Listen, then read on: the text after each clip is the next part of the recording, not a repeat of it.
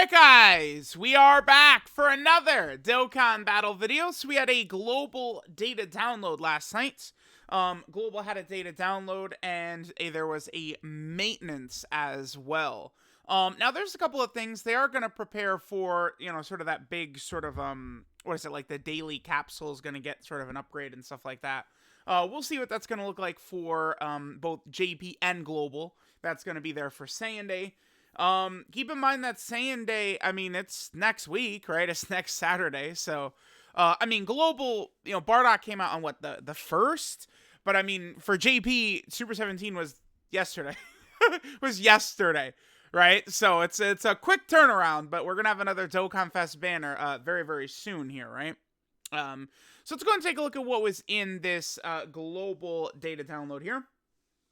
I think that there is actually some pretty good stuff here. So we have the collection of epic battles, stage 3 and 4. I should pull that up, actually. I think that this is very good content. I mentioned this before, but this was actually pretty fun because this came out on JP in January. And I actually thought that this was pretty well done in terms of the content. There's the EZA for Super Saiyan 3 Bardock, sub-EZAs for the Tech and Physical Super Saiyan Bardocks, and then Super Saiyan 2 Bardock. A chain battle as well, support memories, and then a ticket. Okay, so let's go and take a look at what we got here. So we have the collection of epic battles. One of the fights is basically, it's the way this works is it kind of goes through a lot of the different stuff of the arc, right? It's like all the, villains of Planet Namek or the, the heroes of Namek, stuff like that. So stage 3 is against the heroes of the Android Cell Saga, ending in the Super Saiyan 2 Gohan. And then stage 4 ends with Perfect Cell. Now, the thing about these fights is I really like what they did with the final phase. These guys are basically Red Zone bosses, by the way. The Gohan and the Cell, they're doing like over 1 million damage super attacks. They hit hard, the Gohan and Cell. Like, you don't want to underestimate them. But Cell in particular is very annoying because he locks and he's healing. And then, of course, this shit is crazy. They have a 9-turn stun. Now, the thing about these collection of epic battle bosses is that they're not rocking, 60 million HP with the, like the 70% damage reduction, or whatever the hell it is that Red Zone style bosses typically have, right? These bosses are much squishier, right? Like, you're not, doing 7 turns fighting this Gohan. Like, I mean, 7 turns is a lot for any boss, but you guys get what I'm saying, right? Like the Gohan and Cell, they don't last that long. But this gimmick they have of the 9-turn stun, so, you get supered by this Gohan unless you have Yajirobe's active skill up. Well, he isn't even out on Global. Or you use like a Senzu or Bardock and Gine's active skill.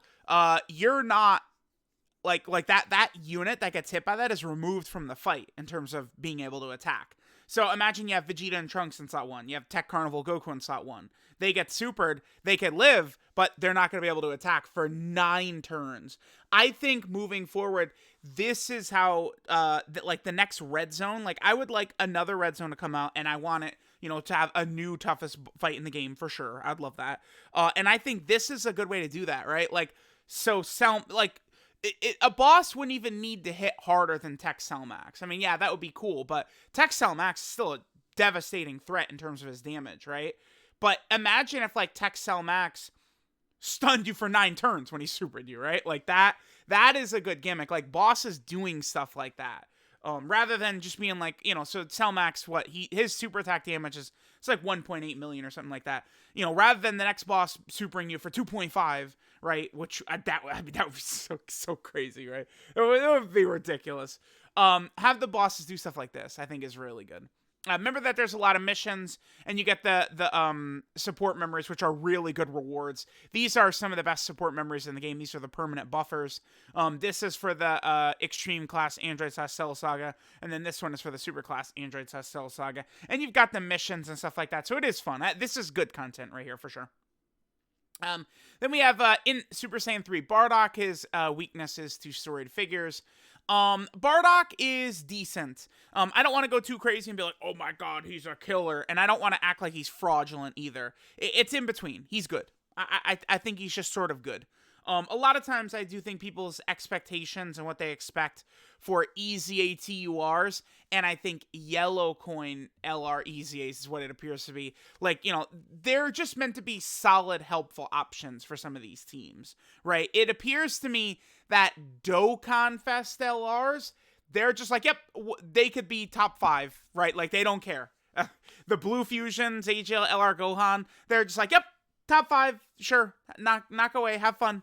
Because, you know, even the 3rd and 4th anniversary LRs during the 7th anniversary, like, they were top 10 easily, right? So Dokkan Fest LRs, you look at it, you know, Blue Kaioken Goku Evolution Blue Vegeta, right? LR Gohan and Goten. You know, UI Goku Evolution Blue Vegeta. Like, these characters, I mean, get ready, because they're going to be top 10 when they EZA. Every Dokkan Fest EZA thus far has been top 10. So that's good. I don't know how I got off on this tangent, but this Bardock is decent. He's solid. Anyway, talking about Bardock. Bardock is solid, right? You can find a lot of spots to use him. You know, he does really want the Power Beyond Super Saiyan category ally in the same turn, but guess what? This category has been massively buffed since this guy came out on JP. You know, so he's looking pretty good. This Bardock, because it's just, this is powerful. Support is very powerful. I wish they would have just given him maybe like 2 key as well. You know, I get why they didn't do anything more, but just, you know, toss like 2 key on it would have been fine. Now, it already is massively buffed from his base, right? Because in base, he had the worst. HP restrictions are just the worst, right? Look at Super 17, right? So, I mean, I'll take the fact that they just turned it into this, sure, right? Like, no HP restriction, that's a monster W. We'll take that for sure. So we have the Bardock medals. Then we have the sub EZAs for the 3 Bardocks. Now this guy I feel like is okay. He's more of like a damage dealing character, right? Like, his support is just the 30% attack, and then he's just getting like attack and additionals and stuff. I don't know. I'm not really too crazy about this Bardock. He is on a lot of weak teams. You know, this is the type of character that I think could be very helpful in like burst mode or something for sure. But like, this Bardock's not the craziest, right? Now this guy, I actually like this guy quite a bit. I do see a lot of, you know, sort of like backlash towards him, but this guy's presence on a lot of weaker teams, right? This guy's on a lot of categories. And then just, this is good right here. Bam. I like that. He basically, he needs to super, then he needs to get hit, and then he needs to get hit again. It's sort of the way he works, right? So you don't really usually want to run this guy in slot 1 because you're really going to want this 50% buff first. Then the first hit can kind of hit you hard. Then after that, he guards. Then he takes 1 more hit and he gets this defense, and he's really solid. It's you need luck, right? For sure. Right, because if the first attack is a super attack on this guy, you lost in like a tough fight. But, you know, I have been able to perform very well in numerous really difficult fights where this guy is eating supers and I'm still completing the no item run, right? Like, this guy's good. Considering he's a sub, I do think it is important to sort of judge characters properly, right? Like, you know, free-to-play characters against free-to-play characters, sub-EZAs against sub-EZAs, Dokkan Fest LRs against Dokkan Fest LRs. Right. Maybe I would have been a little bit more, kind on LR, Majin Vegeta, and Babidi if LR damn Piccolo didn't just drop. Tough. That Majin Vegeta looks like a fraud in front of him. But this Bardock, you compare him to a lot of these other sub-EZAs, I think this guy holds up fine. He's good. This is a good unit.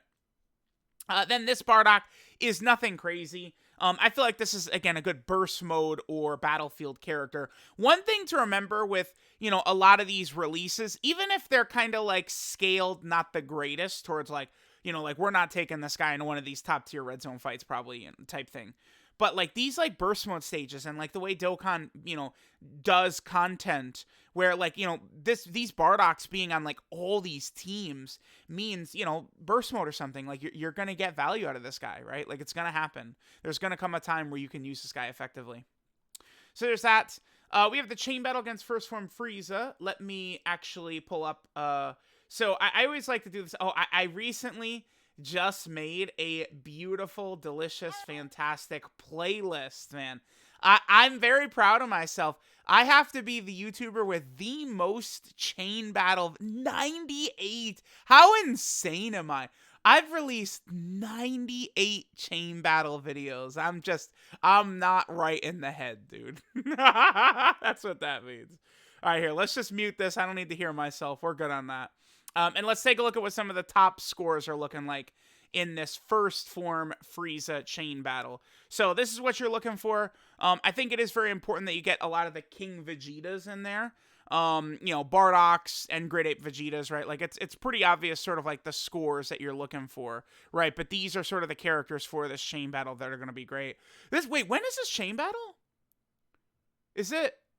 Oh, is there not a date? Well, I don't know if there's a date. Because the reason I say this is because, bro, Global just had a chain. Like, y'all just... What the hell? Okay, sure. Yeah, the Hachiak chain battle literally just happened. There's no way there's going to be a Saiyan chain battle, huh? No way? Probably not.